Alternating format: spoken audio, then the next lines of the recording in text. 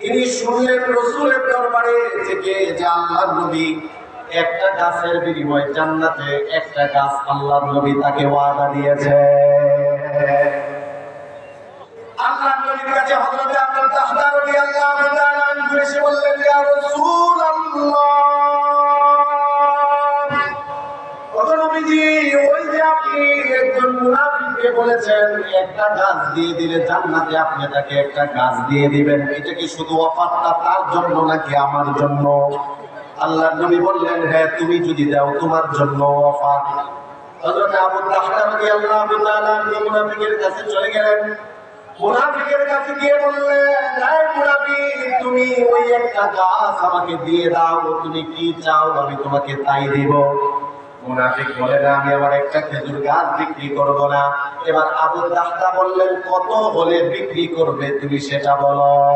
সমাজে কিছু মানুষ আছে সরকারি কর্মচারী, যারা বলে আমি ঘুষ খাই না, তারা ঘুষ খায় ঠিকই, প্রশ্ন করা হয় কত হলে খান, বলেন আছে কিনা?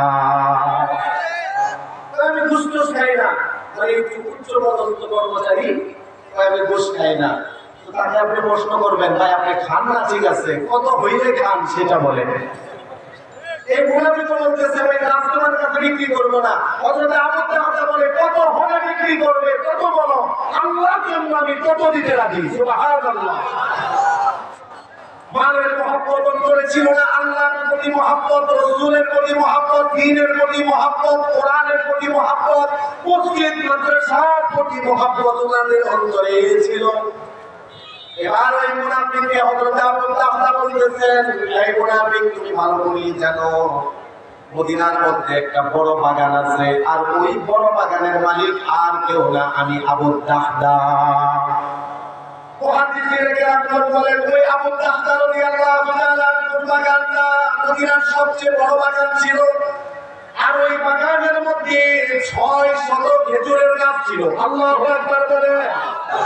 আবার সেই বাগানের মাঝখানে উনি বসবাসের জন্য সুন্দর বাগান বাড়ি তিনি তৈরি করেছিলেন। হযরত আবু দাহদা রাদিয়াল্লাহু তাআলা মুনাফিককে বললেন, তুমি তোমার একটা খেজুর গাছ দিয়ে দাও, আমি আমার পুরো বাগানটা আল্লাহর সন্তুষ্টির জন্য তোমাকে দিয়ে দিব। চিন্তা করে দেখেন কতটা মহব্বত আল্লাহ এবং আল্লাহ রাসূলের প্রতি। দুনিয়ার মালের কোনো মহব্বত নেই। বলে, আমার বাগানে 600 খেজুর গাছ, ভিতরে আমার বাগান বাড়ি ঝর্ণা আছে, সবই আছে, তোমাকে সব দিয়ে দিলাম, একটা খেজুর গাছ তুমি আমাকে দিয়ে দাও। জোরে বলেন না আল্লাহু আকবার। মুনাফিক আক্রান্ত হয়ে গিয়েছে, এটা আমার কেমন মানুষ, নিজের পুরো বাগান আমাকে দিয়ে দেয়, বাগান বাড়িও দিয়ে দেয় একটা খেজুর গাছের বিনিময়ে। মুনাফিক লোভে পড়ে বলে, যাও আবু দাহদা, তোমাকে আমি একটা খেজুর গাছ দিয়ে দিলাম, তুমি নিয়ে নাও। হযরত আবু দাহদা পুরো বাগানটাকে দিয়ে দিল, আর একটা খেজুর গাছের মালিক হয়ে গেলেন। রাসূলুল্লাহ সাল্লাল্লাহু আলাইহি ওয়াসাল্লামের দরবারে এসে আবু দাহদা রাদিয়াল্লাহু আনহু বলেন, ইয়া রাসূলুল্লাহ, আমি ওই যে একটা খেজুর গাছ পুরো বাগানের বিনিময়ে আমি তার কাছ থেকে ক্রয় করে মালিক হয়ে গিয়েছি। এবার আল্লাহর নবী বললেন, তাহলে ওই গরীব সাহাবীকে তুমি তোমার গাছটা দিয়ে দাও। আর আল্লাহর নবী বললেন, কাম মিন ইজরিন লিরাবাহিন লিআবি দাহদা। কয়েকবার নবীজি বললেন, আবু দাহদা রে, তুমি যে তোমার বাগানের বিনিময়ে একটা গাছ ওই মুনাফিকের কাছ থেকে নিয়েছো, আল্লাহ তোমার জন্য কতই না উত্তম গাছ জান্নাতে রেখে দিয়েছে। এবার আবু দাহদা রাদিয়াল্লাহু তাআলা তিনি বাগানে গেলেন। বাগানের ভিতরে বাগান বাড়িতেই তো ওনার স্ত্রী থাকে। স্ত্রীকে গিয়ে আবু দাহদা রাদিয়াল্লাহু তাআলা বলতেছেন, ও আমার প্রাণ প্রিয় স্ত্রী, ও আমার প্রাণ প্রিয় স্ত্রী, আসো আসো, বাগান থেকে, বাগান বাড়ি থেকে বের হয়ে আসো। এই বাড়ি আর এই বাগান থেকে আমাদের না। বলে, কি বলেন স্বামী? নিজের বাড়ি থেকে, নিজের বাগান বাড়ি থেকে বের হয়ে আসবো? এই বাড়ি আমাদের না, বাগান আমাদের না, তো কার? হযরত আবু দাহদা রাদিয়াল্লাহু তাআলা বলেন, একটা খেজুর গাছের বিনিময়ে পুরো বাগান আর বাড়ি, এই বাগান বাড়িটা আমি দিয়ে দিয়েছি। ওনাদের স্ত্রীগুলো ছিল ওনাদের মতোই।